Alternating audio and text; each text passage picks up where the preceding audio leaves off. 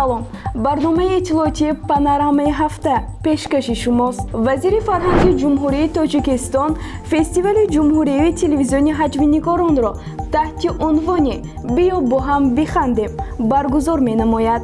даври ниҳоии он 31 март ва гулчини фестивал 1 апрели соли 2022 дар филармонияи давлатии Тоҷикистон ба номи Акашариф Ҷораев баргузор мешавад. дар ин бора сомонаи Амид Ховар иттилоъ медиҳад.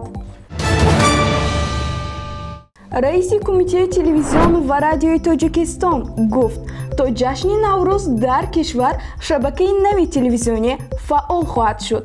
дар ин бора сомонаи Спутник Тоҷикистон иттилоъ медиҳад.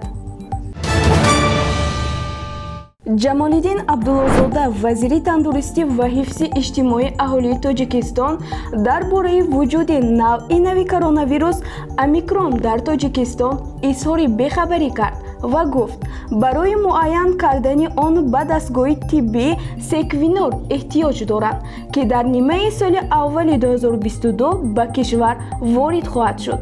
дар ин бора сомонаи Азия Плюс хабар медиҳад.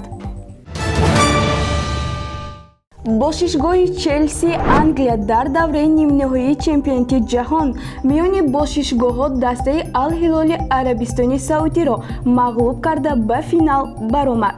дар ин бора сомонаи Варзиш ТВ иттилоъ медиҳад. ин буд барномаи иттилоотии панорамаи ҳафта. то ин дам бо шумо будам ман Мафнага Дойбоева. то хабарҳои навбатӣ хайр.